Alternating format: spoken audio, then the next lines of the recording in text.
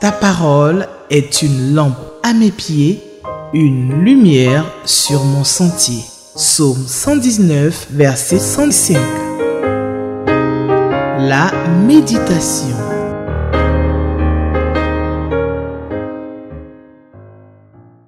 Shalom, chers frères et sœurs, que Dieu vous bénisse. C'est avec beaucoup de joie que nous nous retrouvons encore ce jour merveilleux que Dieu nous accorde. Chaque jour est une grâce du Seigneur. Chaque jour est un jour de bénédiction. Et la parole de Dieu dit que le Seigneur renouvelle ses bontés chaque matin pour ses enfants. Dieu renouvelle ses bontés pour nous, pour ce jour qu'il nous accorde. Et l'une des choses particulières que le Seigneur fait, c'est de nous donner l'opportunité d'entendre sa voix. C'est lui donner l'opportunité d'avoir ce temps de partage de sa parole. C'est une richesse incroyable. Nous avons la vie et nous devons chaque jour entendre la voix de celui qui nous donne la vie, pouvoir nous conduire dans cette vie selon la gloire de notre Seigneur et de notre Créateur. Merci pour votre fidélité sur Espérance TV à cette émission de méditation de la parole du Seigneur. Nous allons prier et confier ce temps de méditation de ce jour entre les mains de notre Seigneur pour qu'il parle à chacun de nous. Père Céleste, nous voulons te rendre toute la gloire. Nous te bénissons, nous t'exaltons, nous te magnifions. Seigneur, c'est avec beaucoup de reconnaissance que nous nous retrouvons. En tant que frères et sœurs, ceux qui ont fait la paix avec toi, qui t'aiment et qui veulent t'entendre chaque jour. Mais nous voulons aussi te bénir pour tous ceux qui te cherchent, qui veulent te rencontrer et qui ont l'occasion certainement de participer à cette émission pour la toute première fois. Que tu bénisses ce temps autour de ta parole, que tu t'adresses au cœur de chacun de nous, que tu nous façonnes, que tu nous transformes à la gloire de ton nom. Merci d'être présent comme toi-même tu l'as promis et conduit ce moment par ton esprit au nom de Jésus. Amen. Nous allons prendre nos Bibles. Aujourd'hui, nous lisons dans l'Évangile selon Matthieu. Nous lisons dans l'Évangile selon Matthieu. Et donc, ce sera donc un temps riche, un temps béni de méditation de la parole de Dieu dans l'Évangile selon Matthieu, le chapitre 14. Nous allons lire les versets 13 au verset 21. Matthieu chapitre 14, verset 13 au verset 21. Je nous invite donc maintenant à faire la lecture du texte. À cette nouvelle, Jésus partit de là dans une barque pour se retirer à l'écart dans un lieu désert. Et la foule, l'ayant su, sortit des villes et le suivit à pied. Quand il sortit de la barque, il vit une grande foule et fut ému de compassion pour elle. Et il guérit les malades. Le soir étant venu, les disciples s'approchèrent de lui et dirent : « Ce lieu est désert et l'heure est déjà avancée. Renvoie la foule afin qu'elle aille dans les villages pour s'acheter des vivres. » Jésus leur répondit : « Ils n'ont pas besoin de s'en aller. Donnez-leur vous-même à manger. » Mais ils lui dirent : « Nous n'avons ici que 5 pains et 2 poissons. » Et il dit : « Apportez-les-moi. » Il fit asseoir la foule sur l'herbe, prit les 5 pains et les 2 poissons, et, levant les yeux vers le ciel, il rendit grâce. Puis il rompit les pains et les donna aux disciples qui les distribuèrent à la foule.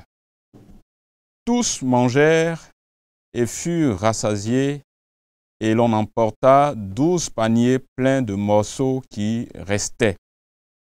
Ceux qui avaient mangé étaient environ 5000 hommes, sans les femmes et les enfants.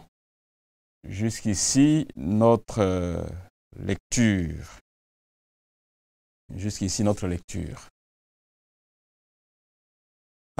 Nous sommes ici juste après un événement difficile.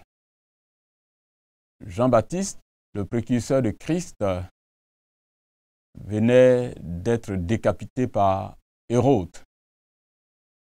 Il venait d'être décapité par Hérode.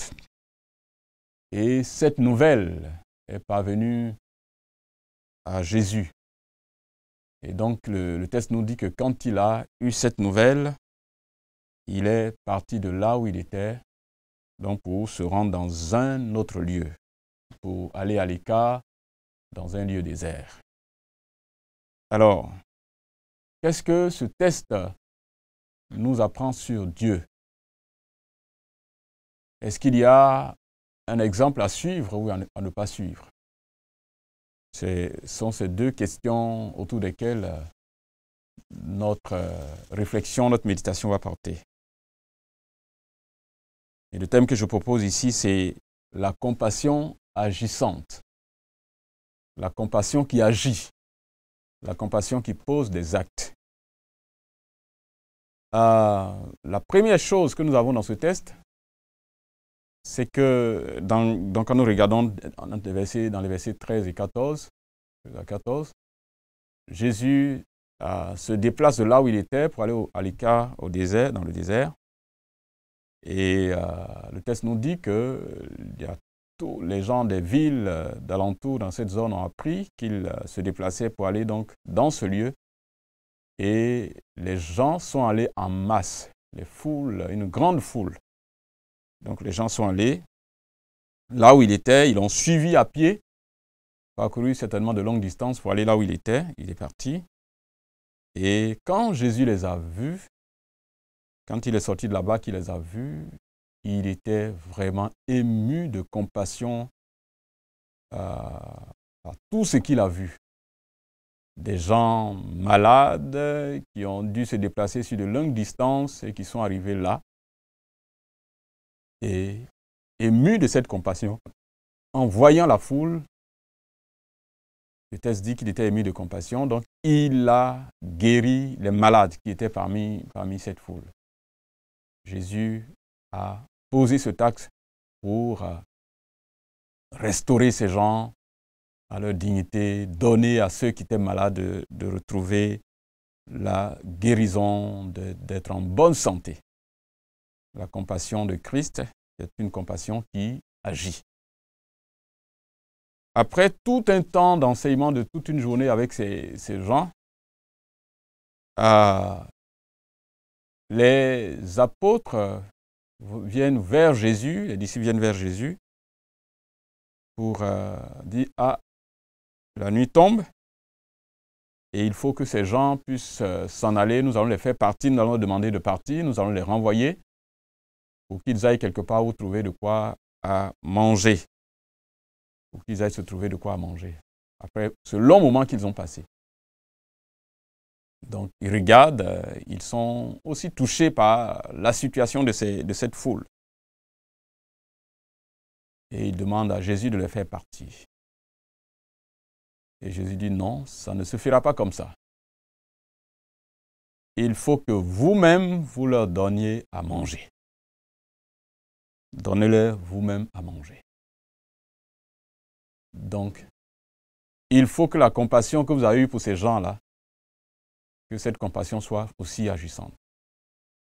La compassion de Christ pour la foule, pour ces malades qui étaient là, l'a poussé à guérir les malades, tous ces gens qui étaient venus. Il les a guéris. Et pour ses disciples qui voient la situation de ces gens, donc ces gens affamés au bout d'un long moment qu'ils ont passé avec eux, ils ont compassion, ils ont vu le problème, mais eux, ils proposent plutôt qu'on les laisse partir pour qu'ils aillent trouver de quoi à manger ailleurs. Jésus dit, il faut que vous-même vous leur donnez de quoi manger. Donc, une manière de dire que si vous avez compassion de ces gens, il faut que vous-même, vous puissiez faire quelque chose pour eux. Et c'est vraiment ça que le Seigneur les appelle à faire. Ce que nous voyons dans cette demande de Jésus ici, c'est que, en tant que ses disciples, ils doivent apprendre à se sentir concernés par la résolution du problème qu'eux-mêmes ils ont présenté. Ils présentent un problème grave que vivent, c'est toute une grande foule qui a passé toute une journée avec eux. Ils présentent le problème, mais le Seigneur dit qu'il ne se limite pas seulement à présenter le problème, mais qu'ils se sentent concernés aussi à apporter une solution au problème de cette foule. Je pense que c'est une leçon qui nous apprend, nous tous. La compassion de Dieu est une compassion qui agit. Quand Dieu a compassion, quand le Seigneur a compassion, il agit. Et il veut aussi que cela fasse partie des habitudes de ceux qui le suivent, de ses disciples, de ses enfants. Nous devons apprendre à nous sentir concernés par la résolution des problèmes que nous évoquons, que nous voyons autour de nous. Nous sentir concernés par les problèmes du monde, nous sentir concernés par la souffrance du monde, et pas seulement être émus par ce que nous voyons, émus par les problèmes que nous voyons, les problèmes des gens, et puis après les abandonner, les libérer pour qu'ils puissent partir eux-mêmes se débrouiller pour résoudre leurs problèmes, ou alors laisser d'autres résoudre le problème que nous avons vu. Vous savez que très souvent nous sommes formés, nous sommes formatés, façonnés pour voir les problèmes et non pas pour agir. Chacun de nous voit tellement de problèmes autour de nous. Les populations souffrent, il y a une telle situation compliquée que les gens vivent. Vous voyez même, il nous arrive de pleurer même, des gens pleurer sur le sort de ce qu'ils voient. Les larmes coulent et on veut vraiment s'aimer. Comment des gens peuvent souffrir de la sorte? Nos cœurs saignent de voir cela. Et parfois, nous restons simplement au stade des pleurs, des lamentations, de l'émotion. Mais le Seigneur dit qu'il ne s'agit pas simplement de voir le problème des affamés, des gens qui n'ont pas de quoi manger, mais il faut que nous puissions nous sentir concernés par le fait d'apporter une solution aux problèmes que nous voyons. Donc, il ne faut pas s'apitoyer seulement, il faut agir. Et le Seigneur dit, donnez-leur vous-même à manger. Donnez-leur vous-même à manger. Chers frères et sœurs, nous sommes tous parfois très spécialistes à voir les problèmes, à les énumérer. Il y a des problèmes ici, il y a des problèmes là, le pays va mal. Dans nos villages, la situation est compliquée. Dans nos sociétés, il y a telle ou telle situation. Mais Dieu ne s'attend pas à simplement que nous soyons seulement émus et que notre rôle soit seulement d'énumérer les problèmes, de les répertorier, mais que nous sachions, que nous soyons concernés par apporter des solutions à ces problèmes. Donnez-leur vous-même à manger. C'est ça que Dieu apprend. Si nous sommes émus de compassion pour une situation, pour les gens autour de nous, il faut que nos cœurs, nos mains bougent pour apporter une solution aux problèmes que nous avons vus. La troisième chose plutôt que nous voyons ici, c'est que, évidemment, quand Jésus dit une telle chose, ils regardent dans leurs mains, ils se disent, mais on n'a rien. Et ça, c'est très facile de dire ça. On n'a rien. On n'a que 5 poissons et nous avons que 5 pains et 2 poissons. Qu'est-ce que ça peut faire? Donc, ils voient tout de suite leurs limites, ils voient tout de suite leurs incapacités, ils voient tout de suite qu'ils ne peuvent rien faire. Pourtant, c'est le Seigneur lui-même avec eux et c'est lui qui leur dit, donnez-leur vous-même à manger. Nous n'avons que 5 pains et nous avons 2 poissons, ça ne peut rien faire pour toute cette foule que nous avons ici avec nous. C'est ce qu'ils disent tout de suite. Et la conscience est tranquille, on peut dormir tranquillement parce que on n'a rien et on ne peut donc rien faire. On n'a rien et on ne peut rien faire. Donc, c'est ça qu'ils ont dit au Seigneur. Et le Seigneur leur demande d'apporter ces 5 pains et les 2 poissons et il leur demande de faire asseoir la foule. Et c'est comme ça qu'il va lever les yeux vers le ciel et rendre grâce. Et ce pain, ces 5 pains, ces 2 poissons vont être multipliés et distribués à tous ceux qui étaient là. Et le texte dit que ceux qui étaient là, les hommes étaient au nombre de 5000, sans compter les femmes et les enfants. Donc certainement qu'il faut multiplier tout cela par peut-être 3 ou 4. Donc toutes ces personnes qui étaient là et que le Seigneur a nourri. Et le texte ajoute très souvent cet élément, la quantité qui est restée. Ici, le texte dit qu'il y a eu 12 paniers pleins de morceaux qui restaient. C'est une indication très importante parce que comment vous pouvez dire que le repas a suffi s'il n'y a pas eu de reste? C'est quand il y a eu le reste que vous dites oui, effectivement, les gens ont mangé, tout le monde a mangé et voici le reste. Donc, si ça n'avait pas suffi, il n'y aurait pas de reste. Tout serait parti. Mais les gens ont mangé, ils ont mangé suffisamment et il y a eu un reste, 12 paniers qui restaient. Tout le monde a mangé et les gens ont suffisamment mangé. Et toutes ces personnes ont mangé. Donc, c'est à partir de ces 5 pains et 2 poissons, le Seigneur a prié le Père et le pain et le poisson ont été multipliés et cela suffit pour tout le monde. Le Seigneur attire l'attention de ses disciples à dire, ne regardez pas seulement à vos limites, vos incapacités, mais levez les yeux et faites confiance aux capacités du Dieu créateur du ciel et de la terre, celui à qui rien n'est impossible. Avec 5 pains et 2 poissons, vous pouvez réaliser de grandes choses parce que ce n'est pas vous qui le faites, mais c'est Dieu, votre créateur tout-puissant, qui peut agir. Mais il est toujours bon que vous puissiez partir avec le peu que vous avez. Le Seigneur est en train de dire simplement que si nous voulons résoudre les problèmes autour de nous, les grands défis autour de nous, pensons toujours à aller avec nos propres moyens, ce que nous avons. Ce que nous considérons comme étant une petite capacité, ce que nous pensons être limité, le Seigneur veut que nous puissions partir avec ça devant la présence de Dieu. Donc, résoudre les problèmes des gens en partant de nous-mêmes, en comptant sur nos petits moyens et non sur les moyens des autres. Agir avec nos propres moyens. Ça, c'est un message pour nous tous, et en particulier dans nos contextes africains et dans nos églises. Apprenons à financer nos activités, à financer nos organisations, à financer nos projets par nous-mêmes, en commençant par nos propres moyens. Commencez à résoudre nos problèmes en partant de nos moyens, que nous appelons très souvent nos maigres moyens. Allez avec ça, devant la présence de Dieu, agir avec ça. Finançons nos programmes, nos projets, en partant de ce que nous avons. Dieu veut bénir nos initiatives. Qu'elles soient petites, Dieu veut les bénir. Bénir nos initiatives. Partir avec ce que nous avons. Dieu veut bénir nos petits pas. Il veut que nous faisions le premier pas pour qu'il puisse accomplir de grandes choses.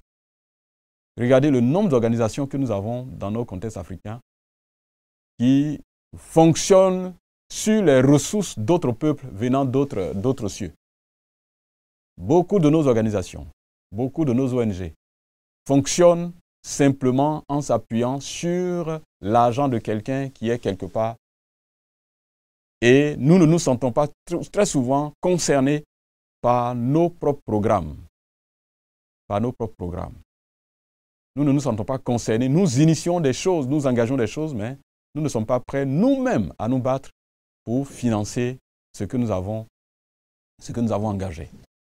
Vous pouvez imaginer beaucoup d'ONG qui veulent s'occuper des veuves et des orphelins.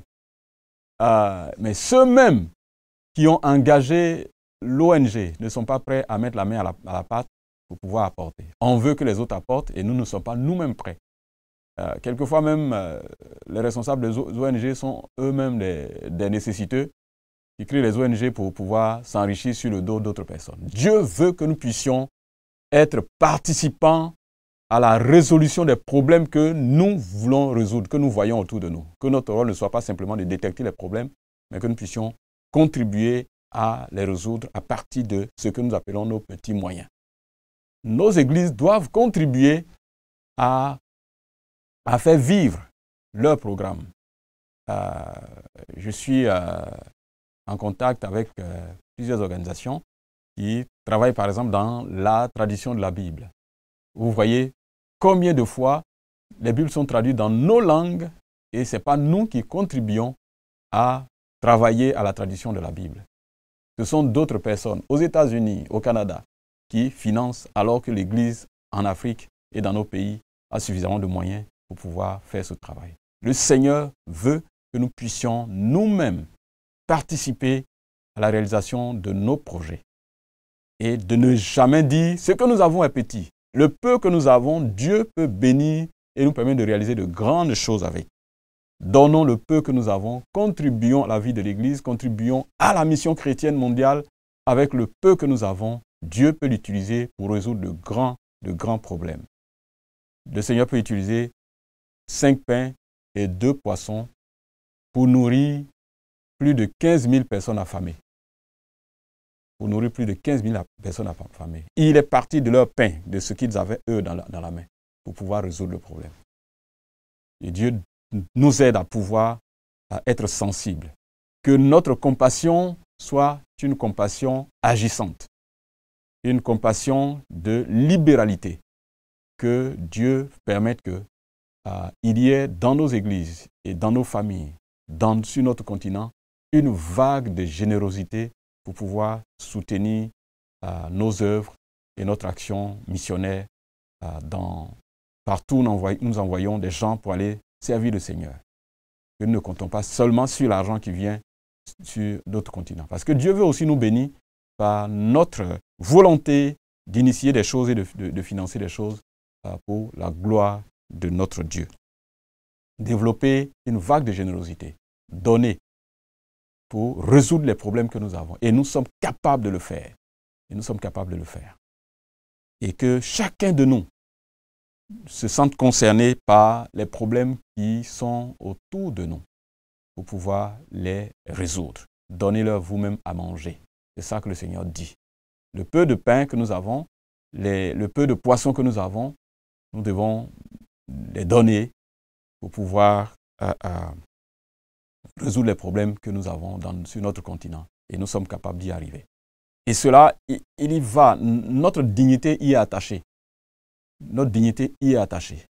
Quand nous avons toujours la main tendue, que nous avons toujours en train de demander aux gens de résoudre nos problèmes à nous-mêmes, il n'y a pas de bénédiction avec ça, mais en même temps, notre dignité va être affectée parce que nous devenons des personnes dépendantes des autres. Donnez-vous vous-même à manger. Ne regardez pas seulement le problème, mais sentez-vous concerné par la résolution du problème. Quand le Seigneur Jésus voit des gens qui sont malades, quand il voit des gens qui sont affamés, lui-même il prend l'initiative de faire quelque chose et il veut que ces disciples que nous sommes, nous puissions lui ressembler en nous engageant à résoudre les problèmes que nous voyons à partir des moyens que nous considérons comme étant faibles. Et Dieu bénira nos initiatives et bénira nos petites initiatives. Il bénira nos premiers pas, aussi minimes, aussi petits soient-ils. Il bénira pour que cela puisse être la solution aux problèmes de la grande majorité. Les solutions de nos problèmes sont dans nos mains. C'est ce que le Seigneur Jésus est en train de nous montrer. Si nous savons compter sur le Seigneur, si nous savons faire confiance au Seigneur, Dieu bénira l'œuvre que nous sommes en train de bâtir. Et c'est la même chose pour nos églises, c'est la même chose pour nos organisations chrétiennes comme la Ligue pour la lecture de la Bible. Comment faire pour financer cette œuvre, pour que l'œuvre de Dieu puisse aller très, très, très loin. Je pense que c'est un exemple que le Seigneur nous donne. Il nous montre d'abord ce qu'il est, sa compassion. Dieu a compassion des gens qui souffrent. Notre Seigneur a compassion des gens qui sont malheureux. Notre Seigneur a compassion des gens qui sont malades. Notre Seigneur a compassion des gens qui n'ont pas à manger. Notre Seigneur a compassion des gens qui ne le connaissent pas. Et sa compassion le pousse à agir. Sa compassion le pousse à agir. Et il veut que nous puissions suivre son exemple pour nous qui marchons avec lui. Suivre l'exemple de notre Maître, suivre l'exemple de notre Créateur, agir, répondre aux besoins des hommes et des femmes qui sont autour de nous. Chers frères et sœurs, que Dieu nous aide. Que Dieu nous aide et qu'il nous bénisse et qu'il nous accompagne dans cette mission que nous accomplissons, notre marche de tous les jours, ressembler à notre Maître dont la compassion est une compassion agissante. Nous allons prier par rapport à cette parole que le Seigneur nous a permis d'entendre ce jour. Nous prions le Seigneur. Père Céleste, nous te disons merci pour l'expérience de notre Seigneur Jésus avec ses disciples devant cette foule nombreuse, cette foule qui était affamée au bout d'une longue journée, et le Seigneur a agi. Après avoir guéri ceux qui étaient malades, il a agi pour permettre à ce que ces gens aient de quoi manger. Tu nous invites à avoir de la compassion du monde, des gens qui souffrent autour de nous, mais tu nous invites à pouvoir agir, et de ne pas minimiser nos moyens, ce que nous avons dans la main. Et tu veux que nous puissions apporter cela pour que toi, tu agisses et que tu multiplies et que tu bénisses nos initiatives pour qu'elles puissent être grandes encore. Merci. Merci Seigneur pour ta parole. Qu'elle reste gravée dans nos cœurs. Au nom de Jésus, nous avons prié. Amen. Merci, chers frères et sœurs. Nous nous retrouvons pour une autre émission, un autre temps de méditation de la parole. D'ici là, que le Seigneur vous bénisse. Amen.